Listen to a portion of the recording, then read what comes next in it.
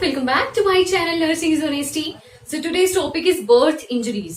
तो birth injuries देखो किसे बोलते हैं, पेरिनेटल पीरियड में या फिर at the time of delivery, during delivery, उस प्रोसेस में कोई भी इंजरी हो रही है बेबी को या फिर ट्रॉमा हो रहा है न्यूनेट को, तो उसे हम कौन सी कैटेगरी में डालते हैं, बर्थ इंजरीज की कैटेगरी में डालते हैं.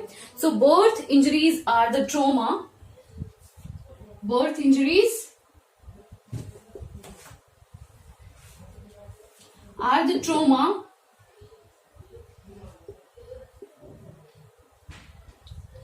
that arise during the time of delivery.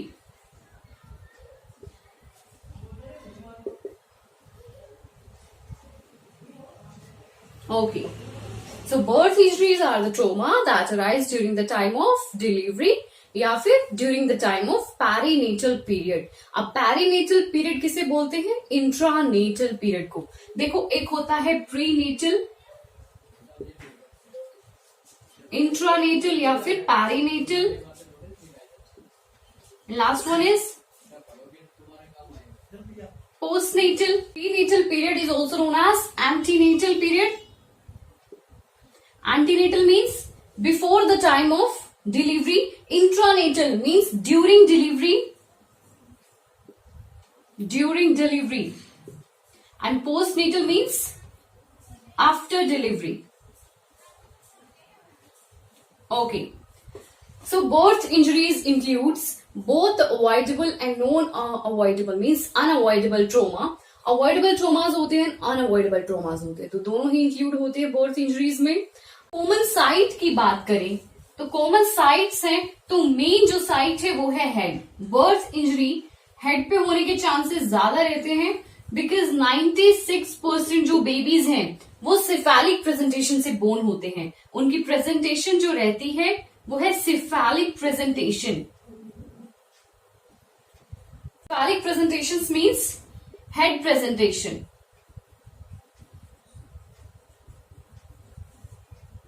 तो फर्दर हम कुछ हेड इंजरीज के बारे में भी स्टडी करेंगे. और देखिए मोस्ट कॉमन जो साइट है वो है हेड, और अदर साइट्स की अगर हम बात करें तो अदर साइट्स है bones, muscles and tissues, superficial tissues and nerves. तो ये है कुछ अदर साइट्स. मोस्ट कॉमन है हेड क्योंकि 96% ऑफ बेबीज जो है वो सिफेलिक प्रेजेंटेशन से बोर्न होते हैं. Cephalic presentation means head presentation. Okay. And birth injury ही एक मेजर कॉज है पेरिनेटल मोर्बिडिटी का एंड मोर्टिलिटी का. अब देखिए मोर्बिडिटी मोर्टिलिटी दोनों का मीनिंग आप जानते हैं. Morbidity means sickness rate and mortality means death rate. तो इसे हम बर्थ इंजरीज को प्रिवेंट कर सकते हैं. सो फर्स्ट एंड जो मेन पॉइंट आता है वो है एंटीनेटल चेकअप्स. देखिए एंटीनेटल चेकअप से हम किस तरीके से बर्थ इंजरीज को प्रिवेंट कर सकते हैं. अगर प्रॉपरली एंटीनेटल चेकअप्स होते हैं तो हम क्या कर सकते हैं, फीटस की प्रेजेंटेशन का पता लगा सकते हैं कि उसकी प्रेजेंटेशन कैसी है, और हम ये अज्यूम कर सकते हैं कि जो डिलीवरी है वो नॉर्मल होगी या फिर सिजेरियन सेक्शन होगा. तो इससे भी हम बर्थ इंजरीज को प्रिवेंट कर पाएंगे. एंड नेक्स्ट है at the time of labour skilled management हमें करनी है. Skilled management of labour means जो भी पर्सोनल है जो लेबर को कंडक्ट करा रहा है वो एक ट्रेन पर्सोनल होना चाहिए. ओके. सो नेक्स्ट हम बात करते हैं हेड इंजरी. मेजर जो साइट है वो हेड है, दैट्स वाई पहले हम इंजरीज ऑफ हेड का टॉपिक डिस्कस कर रहे हैं. तो common injuries of head include, first is caput succedaneum, next is सिफिल haematoma,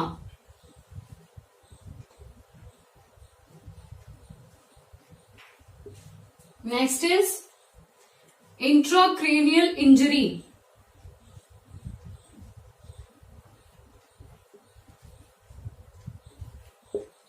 intracranial hemorrhage,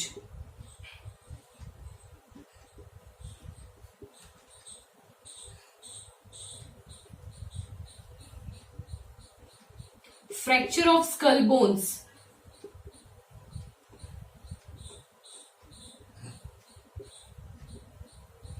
and last one is scalp injuries. तो ये कुछ कॉमन इंजरीज है related to head. Okay, so इन्हें हम अब डिटेल में स्टडी करेंगे। तो फर्स्ट है caput succedaneum. First injury of head is caput succedaneum. So it is edematous swelling on the baby's scalp due to infiltration of serosanguinous fluid by the pressure of girdle of contact. तो देखिए इसमें अडीमेटस swelling हो जाती है, means oedema बन जाता है। अडीमेटस swelling है। अडीमा देखो, अडीमा का मीनिंग क्या है, जो स्मॉल ब्लड वेसल्स होती है ना वो डैमेज हो जाती हैं और उनमें से जो भी ब्लड की इन्फिल्ट्रेशन होती है वो टिश्यूज में हो जाती है, तो उसे हम बोलते हैं अडीमा। तो अडीमेटस स्वेलिंग मीन्स अडीमा की वजह से जो स्वेलिंग अराइज हो रही है वो हो जाती है इसमें बेबी के स्कैल्प पे due to infiltration of serosanguineous fluid. देखिए जो स्वेलिंग है उसमें देखिए कौन सा फ्लूइड होगा, सीरोसैंग्विनस। सीरोसैंग्विनस फ्लूइड देखिए किसे बोलते हैं, जो ब्लड है एंड जो लिक्विड पार्ट ऑफ ब्लड है जिसे हम सीरम बोल रहे हैं। Serum is a liquid part of the blood. So serosanguineous fluid is a mixture of blood and the liquid part of the blood, that is the serum. So serosanguinous fluid by the pressure of Girdle of contact। और ये जो serosanguinous fluid की infiltration हो जाएगी, किस वजह से हो जाएगी, क्योंकि जो प्रेशर है वो बेबी के हेड पे पड़ रहा है due to because of girdle. जब बेबी का हेड और जो बोनी पेल्विस है, जब बेबी का हेड उसमें एंगेज हो रहा है पेल्विस में at the time of normal delivery labour, तो उस टाइम पे क्या हो रहा है, जब हेड एंगेज हो रहा है तो क्या अराइज हो रहा है, कैपिट सक्सिडेनियम मींस एडिमेटस स्वेलिंग हो रही है, हेड पे जो है ब्रूइजिंग हो रही है। स्वेलिंग का रीजन है ब्रूइजिंग।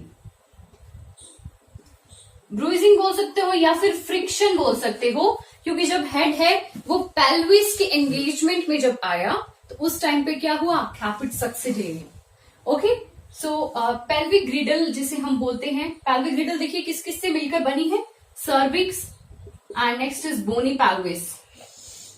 बोनी पेल्विस जिसे हम बोलते हैं वाल्वुलर रिंग। तो bony pelvis is also known as valvular ring and cervix and bony pelvis को मिलकर बना है पेल्विक ग्रिडल। अगर आपने फीमेल पेल्विस का टॉपिक नहीं किया हुआ है तो प्लीज मेरे चैनल पे जाकर चेकआउट कर लीजिए, मैंने ऑलरेडी वीडियो अपलोड की हुई है। ओके, सो ये तो था कैपिट सक्सिडेनियम। और इसमें देखिए कोई मैनेजमेंट की जरूरत नहीं होती है, no management is required in the caput succedaneum because जो ये एडिमेटस स्वेलिंग है सबसाइड्स हो जाती है 36 आवर्स में, ये ऑटोमेटिकली सबसाइड हो जाती है कंडीशन 36 आवर्स में। ओके, नेक्स्ट कंडीशन हम करते हैं cephalhaematoma. Cephalhaematoma is a collection of blood in between the periosteum and bony part of the skull. So periosteum and flat bone के बीच में जो है ब्लड कलेक्ट हो जाता है जिसे हम बोलते हैं cephalhaematoma due to rupture of small emissary veins. देखिए एमिजरी वेन्स क्या होती हैं, Emery veins are the veins that connect the intracranial venous sinuses to the extracranial venous system।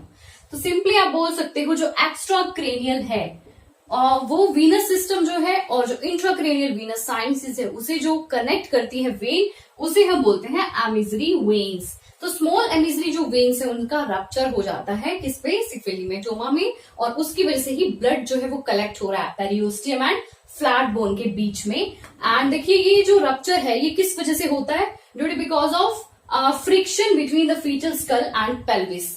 जैसे कि मैंने आपको कैपिट सक्सिडेनियम में बताया था कि जब बेबी का जो हेड होगा मींस फीटल हेड जब एंगेज होगा फीमेल पेल्विस में, उस टाइम पे ब्रूजिंग हो सकती है, फ्रिक्शन हो सकती है। इसमें भी क्या हो रहा है, फ्रिक्शन। फ्रिक्शन की वजह से क्या हो रहा है, स्मॉल एमिजरी वेन्स रप्चर हो रही है और उसकी वजह से जो ब्लड है उसकी कलेक्शन हो रही है periosteum and flat bone of the school. Okay, तो अगर हम इसकी अपीयरेंस की बात करें, अपीयरेंस हेमेटोमा है वो कब अपीयर होगा, at the time of birth ये अपीयर नहीं होता है, मेनली सेकेंड डे पे अपीयर होगा या after few hours of birth. तो मेनली होता है सेकेंड डे पे। एंड इसका जो ट्रीटमेंट है वो भी कैपिट सक्सिडेनियम की तरह कोई भी ट्रीटमेंट रिक्वायर नहीं होता जब तक जो प्रॉब्लम है वो कॉम्प्लिकेटेड नहीं हो जाती है। अब देखिए मेनली सिफिल हेमेटोमा जो है वो फॉरसेप्स डिलीवरी में ही होता है, फॉरसेप्स डिलीवरी। नॉर्मल डिलीवरी में कैपिट सक्सिडेनियम अराइज हो सकता है बट सिफिल हेमेटोमा होने के चांसेस नहीं रहते हैं। एंड अगर हम इसके ट्रीटमेंट की बात करें तो जैसे मैंने आपको बताया कि ट्रीटमेंट रिक्वायर्ड नहीं होता है जब तक अगर कंडीशन कॉम्प्लिकेटेड नहीं है और इन्फेक्टेड नहीं है, नहीं कर रही है, तब तक हम कोई भी ट्रीटमेंट नहीं देते हैं। और अगर हमें कोई कोगुलेशन डिसऑर्डर शो होता है, कोगुलेशन डिसऑर्डर, तो हम क्या प्रोवाइड करेंगे? विटामिन के 1 to 2 mg IM देंगे, इंट्रा मास्कुलर प्रोवाइड करेंगे विटामिन के। अगर कोगुलेशन डिसऑर्डर प्रेजेंट है तो कंडीशन कॉम्प्लिकेटेड हो गई है और ये जो ब्लड की कलेक्शन हो रही थी ये भी यहाँ इन्फेक्शन क्रिएट हो गया है, तब हम क्या करते हैं? सबसे पहले करेंगे इंसिजन एंड आफ्टर इंसिजन हम करते हैं ड्रेनेज। Incision means cut. तो इंसिजन करने के बाद हम ड्रेनेज कर देंगे इस ब्लड की, जो भी कलेक्ट हो रहा है पेरियोस्टम एंड फ्लैट बोन के बीच में, उसकी हम ड्रेनेज कर देंगे एंड एंटीबायोटिक्स हम प्रोवाइड कराएंगे ड्रेनेज के बाद। मदर है उसे हम रिएश्योरेंस प्रोवाइड कराएंगे, उसे रिएश्योर करेंगे, इमोशनल सपोर्ट प्रोवाइड करेंगे एंड पूरी प्रोसीजर हम एक्सप्लेन कर देंगे। तो आपको ये टॉपिक क्लियर हो गया होगा। सो नेक्स्ट टॉपिक की ओर बढ़ते हैं, जो है इंट्राक्रेनियल इंजरी। हम डिस्कस कर रहे हैं इंट्राक्रेनियल इंजरी और इंट्राक्रेनियल हैमरेज। कौन से फैक्टर्स हैं जो इंट्राक्रेनियल इंजरी और हैमरेज को कॉज करते हैं? So first is precipitate labour. देखिए precipitate labour means long labour. तो लॉन्ग लेबर में चांसेस रहते हैं जब यूट्राइन कॉन्ट्रैक्शंस इंक्रीज हो जाती हैं, जिन्हें हम नॉर्मल लैंग्वेज में लेबर पेन्स बोलते हैं, उस टाइम पे भी इंट्राक्रेनियल इंजरी होने के चांसेस रहते हैं। Second is vacuum extraction. अगर बेबी का जो हेड है वो लार्ज है,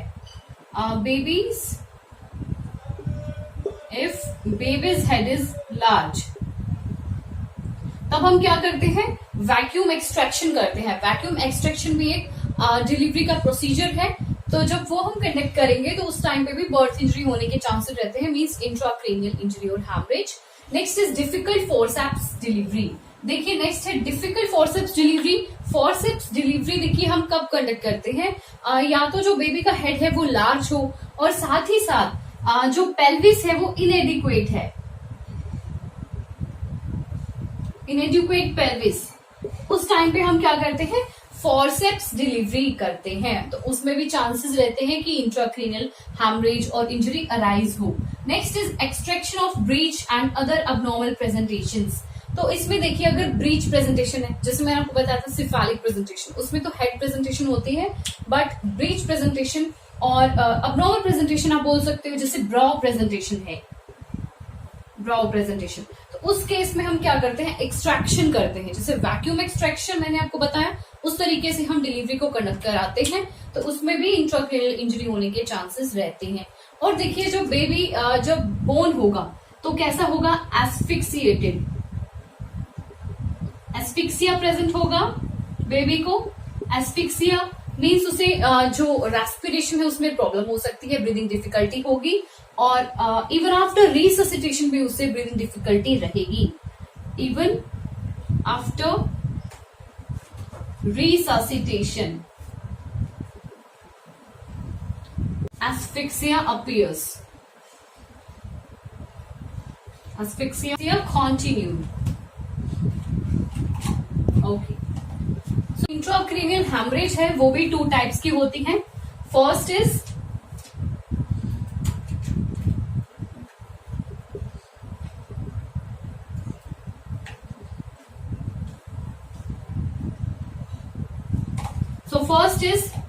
traumatic intracranial hemorrhage.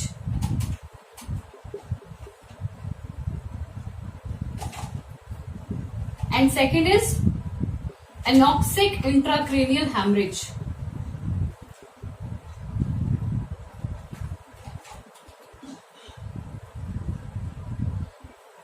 So देखिए एक इंट्राक्रेनियल हेमरेज है, उसमें हेमरेज जो रहेगी वो रहेगी एक्स्ट्रा ड्यूरल, और एनॉक्सिक इंट्राक्रेनियल हेमरेज में जो हेमरेज रहेगी वो रहेगी इंट्रासेरेब्रल या फिर सब एरेक्नोइड, इंट्रा सेरेब्रल या फिर सब एरेक्नोइड स्पेस में रहेगी। तो एक्स्ट्रा ड्यूरल की अगर हम बात करें तो इसमें ट्रॉमा जो होगा, ट्रॉमा या फिर इंजरी क्रिएट होगी या फिर फ्रैक्चर हो जाएगा, तो वो होगा स्कल बोन्स का, इसमें स्कल बोन्स को क्या हो सकता है, ट्रोमा, इंजरी या फिर fracture.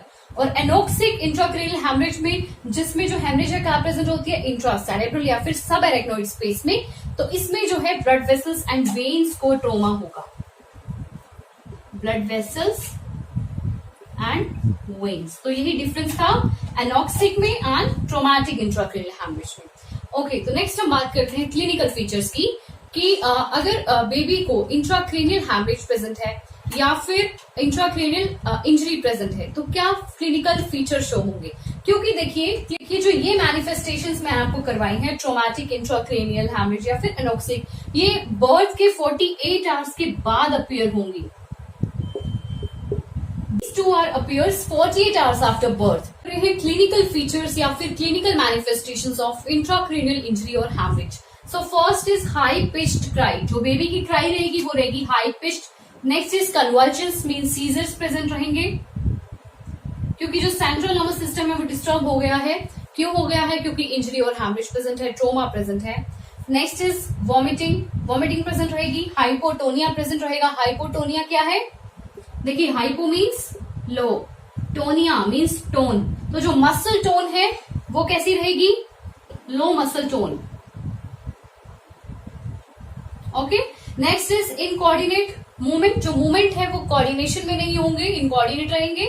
Next is Apgar score below 3। देखिए अपगार स्कोर अगर बिलो 3 है, इट मीन्स कि बेबी को क्या है, सीवियर रेस्पिरेटरी डिप्रेशन।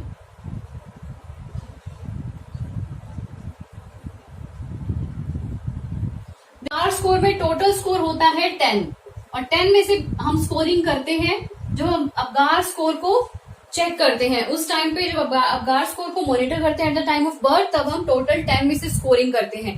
तो अगर आपको अपगार स्कोर का टॉपिक क्लियर नहीं है तो आप मेरे चैनल पर जाकर चेकआउट कर सकते हैं, मैंने ऑलरेडी अपगार स्कोर के टॉपिक पे वीडियो अपलोड की हुई है। ओके, सो नेक्स्ट हम करते हैं मैनेजमेंट ऑफ इंट्राक्रेनियल इंजरी और इंट्राक्रेनियल हैमरेज। तो first is oxygen therapy.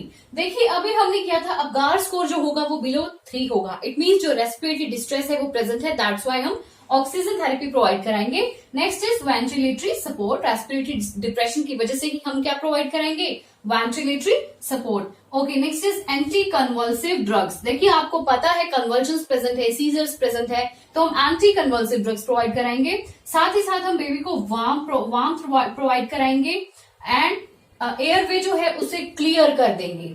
Okay, so next is vitamin के। अगर कोगुलेशन डिसऑर्डर प्रेजेंट है, अगर ब्लड क्लोट की फॉर्मेशन हो गई है इन्फेक्टेड साइट पे, तो विटामिन के प्रोवाइड कराते हैं 1 to 2 mg intramuscularly. Okay, next is antibiotic therapy. तो एंटीबायोटिक थेरेपी भी हम प्रोवाइड कराएंगे क्योंकि इंजरी हुई है और ट्रोमा है, that's why antibiotic therapy provide कराएंगे। एंड कुछ सपोर्टिव मेजर्स भी हम प्रोवाइड करेंगे, जैसे हम वाइटल साइन को मॉनिटर करना है, कंफर्टेबल पोजीशन प्रोवाइड करानी है,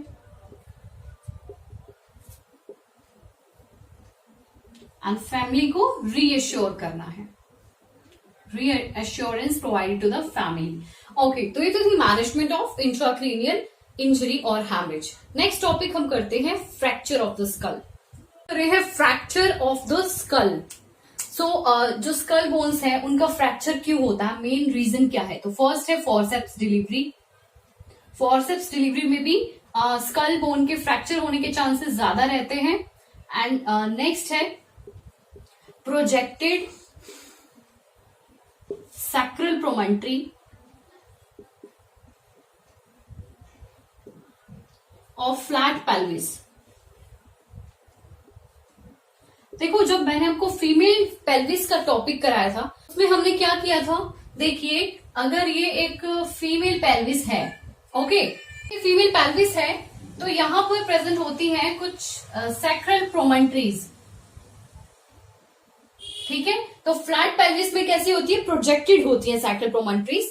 तो अगर प्रोजेक्टेड है तो वो फीटल स्कल जब यहां एंगेज होगा तो फीटल स्कल को क्या कर सकती है, इंजर्ड कर सकती है, दैट्स व्हाई फ्रैक्चर अराइज हो सकता है। और देखिए अगर हम इसकी मैनेजमेंट की बात करें, अगर लीनियर फ्रैक्चर है, लीनियर फ्रैक्चर का क्या मतलब है, मीन्स सिंगल लाइन फ्रैक्चर है, थिन लाइन फ्रैक्चर है, उसके लिए मैनेजमेंट रिक्वायर नहीं होती है, वो ऑटोमेटिकली स्पॉन्टेनियसली करेक्शन हो जाती है। अगर डिप्रेस्ड फ्रैक्चर है, डिप्रेस्ड फ्रैक्चर क्या होता है? अगर ब्लंट फोर्स की वजह से कोई भी प्रेशर पड़ रहा है तो उसकी वजह से क्या होगा? Depressed fracture. तो उसमें मैनेजमेंट रिक्वायर होती है और इसमें हम सर्जिकली करेक्शन करते हैं। ओके, अब हम करते हैं स्कैल्प इंजरीज। स्कैल्प इंजरीज होने के चांसेस कब रहते हैं? So this may occur due to abrasion by the tip of the forceps blades in the forceps delivery. Abrasion means friction या फिर bruising. Main cause है वो है forceps delivery और या फिर by the incised wound in the LUSC. LUSC means lower uterine cesarean section.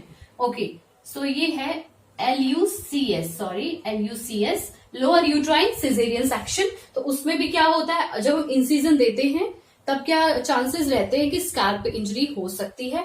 Okay, और during episiotomy, देखिए एपिजियोटमी क्या है? हम इंसिजन देते हैं पेरिनियम में और ये नॉर्मल डिलीवरी में देते हैं एपिजियोटमी। पेरिनियम में हम इंसिजन देते हैं डिलीवरी को ईज करने के लिए। इंसिजन है वो किस तरीके से देते हैं? वो मिड लाइन भी होता है और मीडियोलेटरल भी होता है। Okay, midline and mediolateral. Okay, so ये था स्कैल्प इंजरीज। तो आज हमने किया बर्थ इंजरीज, जिसमें हमने कवर किया है हेड इंजरीज, और बाकी जो इंजरीज है जैसे injury to the nerves, injury to the bones, muscles and tissues, तो ये इतने इंपॉर्टेंट नहीं है। इसमें जो मेन है वो है हेड इंजरीज जो हमने कवर की हैं। सो आई होप आपको ये टॉपिक क्लियर हो गया होगा। वीडियो जरा सा भी यूजफुल लगे तो प्लीज मेरी वीडियो को एक लाइक जरूर करना एंड चैनल को सब्सक्राइब जरूर करना एंड बेल आइकन को भी प्रेस करना नोटिफिकेशंस के लिए। Thanks for watching.